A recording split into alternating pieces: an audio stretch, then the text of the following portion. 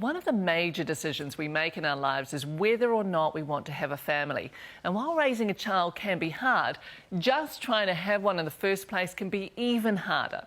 Tonight, we meet a couple who refused to give up on becoming parents, even when it seemed everything was against them: biology, society, even their own families. Gill Higgins first met Christian and Mark 2 years ago, January 2016, and she's been with them every step of the way. Grab it, Bubbles. Ankle blue.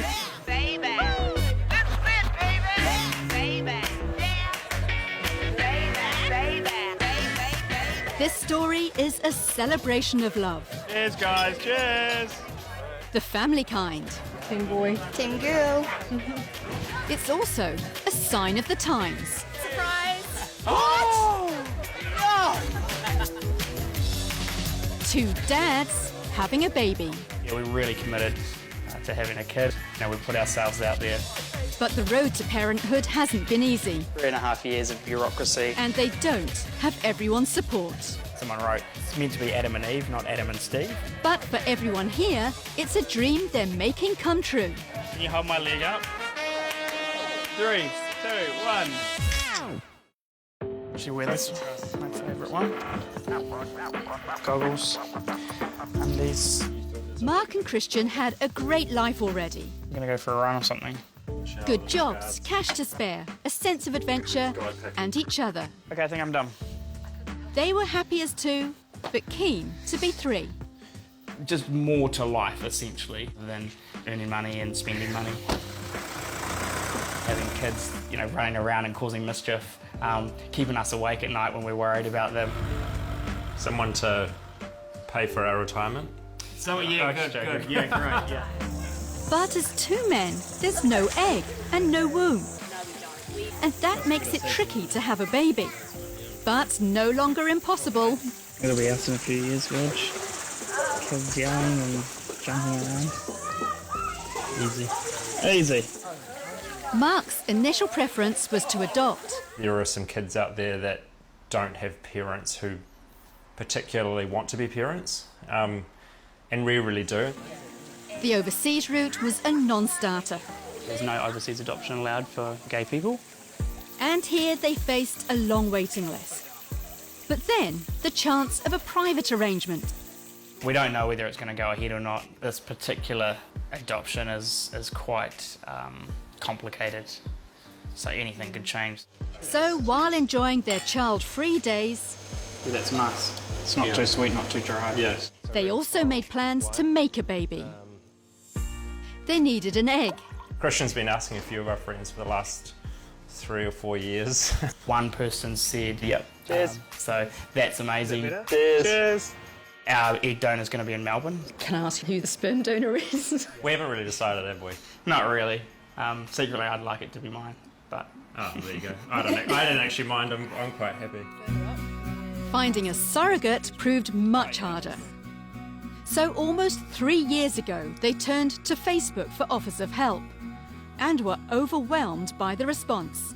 So roughly how many did you get? I think we got about 350 people in the first weekend, and then by the following Wednesday, we had about 550. And of those, I would probably say about 120 people have said they would like to help us.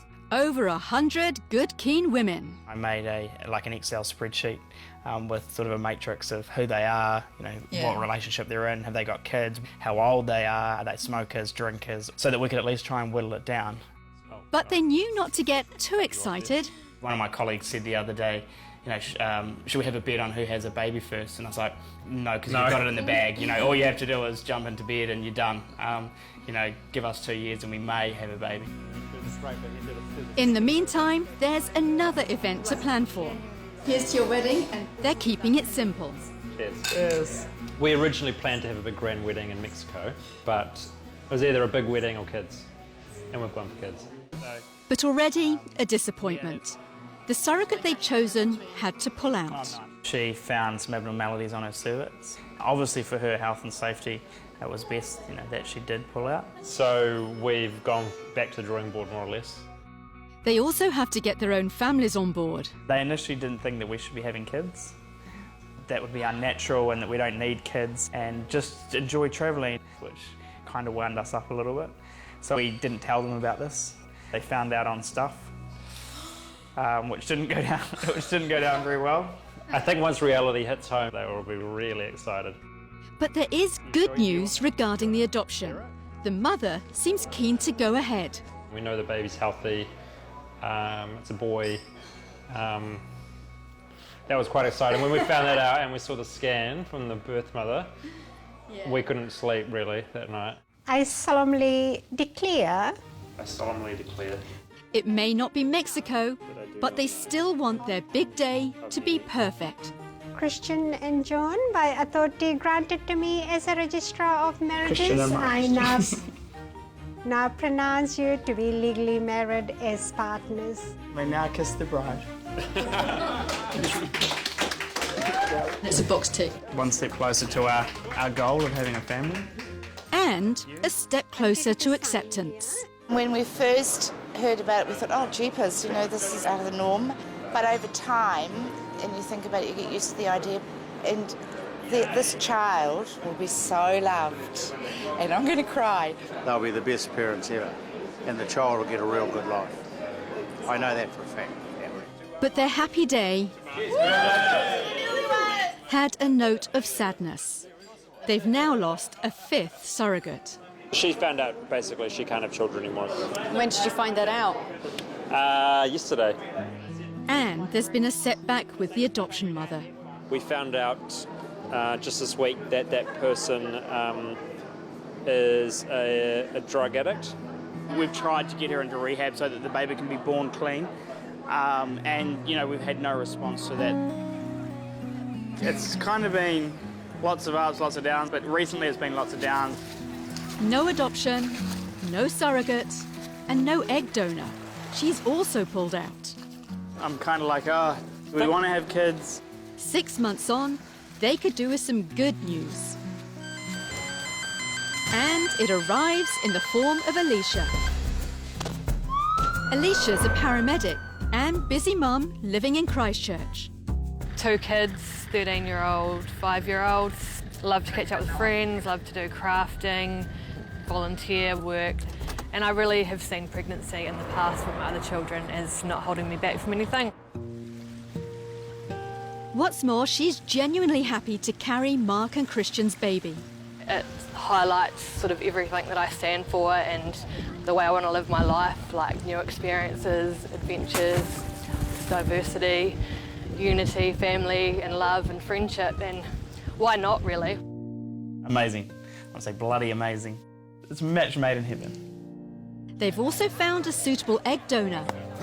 It's a win-win situation because I'm giving a huge gift to Mark and Christian, but they're kind of giving me a gift as well because it's a bit of an insurance policy if I do decide to not have children, which is kind of where I'm at.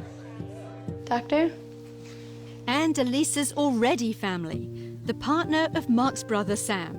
He's helping her with daily injections to boost her egg production. Here you go. Well done. After several blood tests, I'm just happy to get everything out because my belly feels full.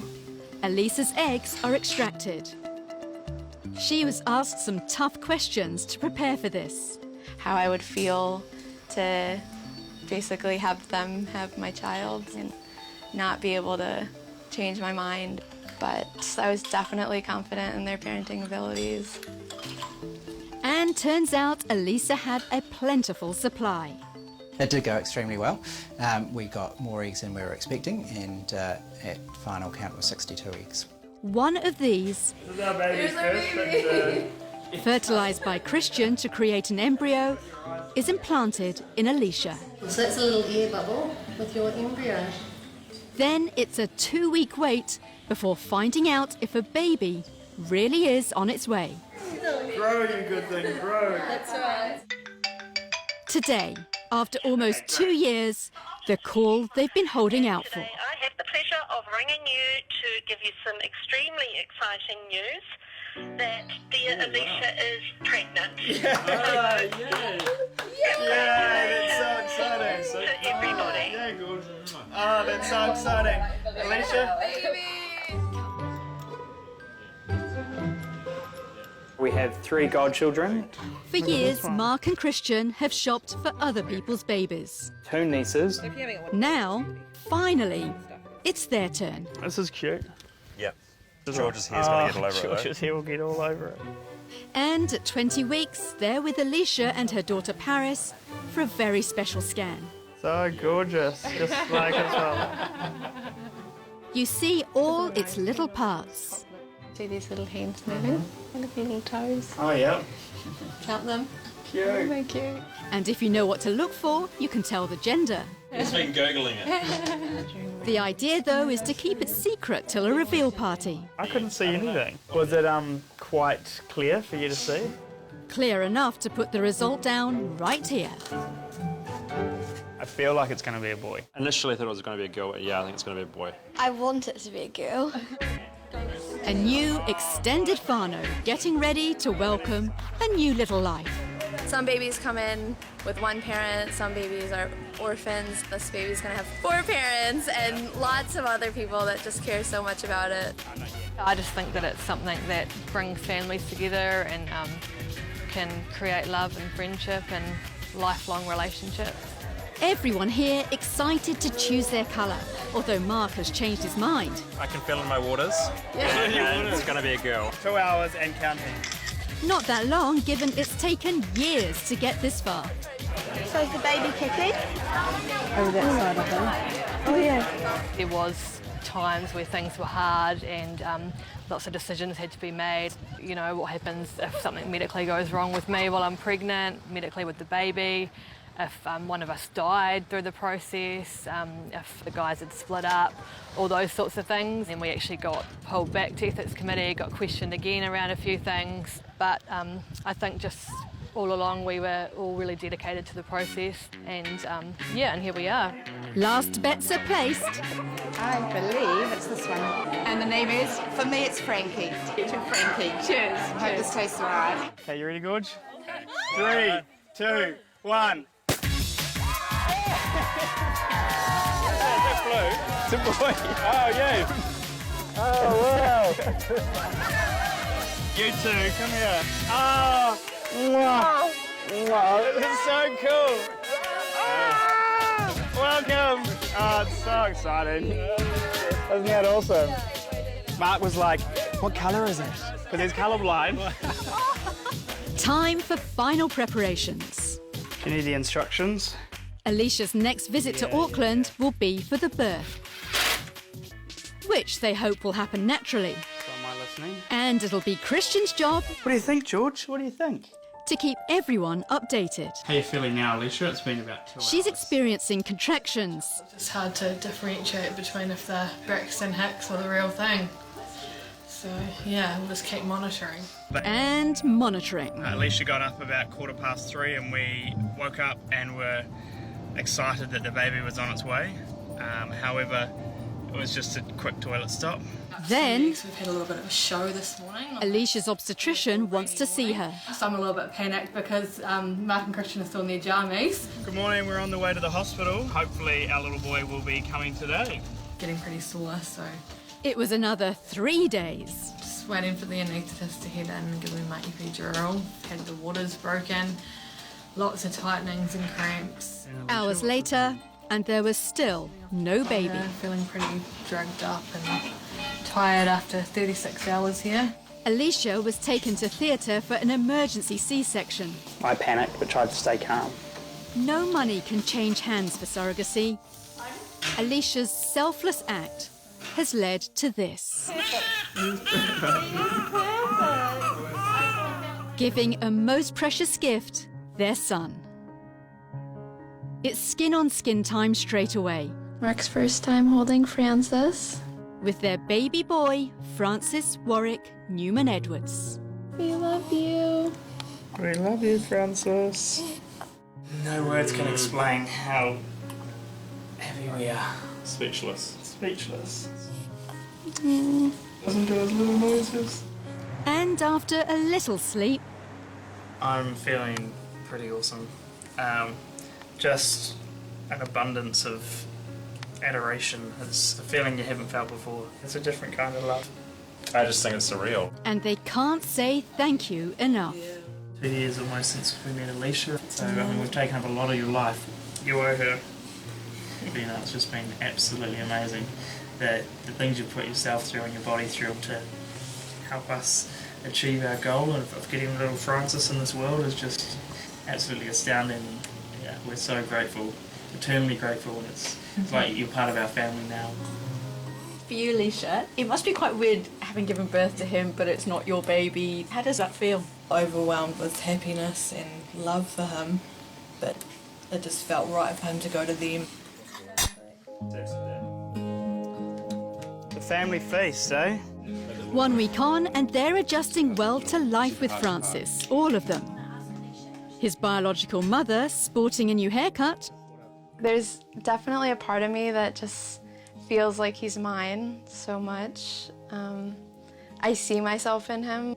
I know that they'll let me, you know, sneak him away for maybe a little trip or sleepovers, and yeah, so I kind of get to have a kid as well, so it's kind of nice. His birth mother.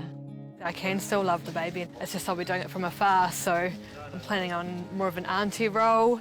And his dad's. The house is going to be so empty tomorrow when you go, Alicia. But officially, the baby still belongs to Alicia. I am the legal guardian of this child, so essentially I have all the rights to it. Because even after all the ethics committee interviews It's fast asleep. and almost 3 years of making this happen, the dads have to be checked out again by Oranga Tamariki to be the legal parents.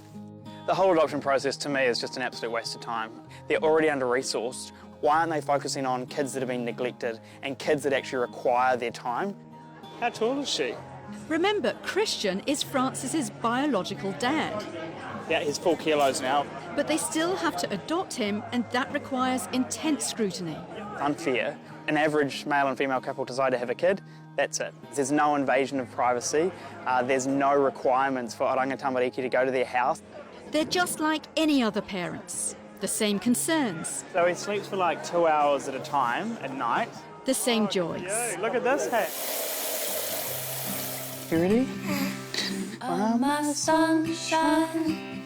Christian and Mark can't quite believe their dream has come true. You make me happy when skies are grey. But they're lapping it up. He's been smiling recently. How much I love. Nothing to do with farts or burps. And the best bit's when he just sleeps in our arms during the day and looks really angelic. Always happy. Happy days. We've kind of made it our lifelong mission to have a child. So many people said we couldn't or shouldn't, but so pleased we really persisted and pushed through, and now we've got this awesome little guy and he's so cool. We're so proud of him. Well, Oranga Tamariki is required to assess all adoptive parents, but that could change for surrogacy. Labour MP Louisa Wall is drafting a bill which would allow the intended parents to become the child's legal guardians automatically. And Mark and Christian have a website to help other would-be parents. Check out our Facebook page, Sunday TVNZ, for details.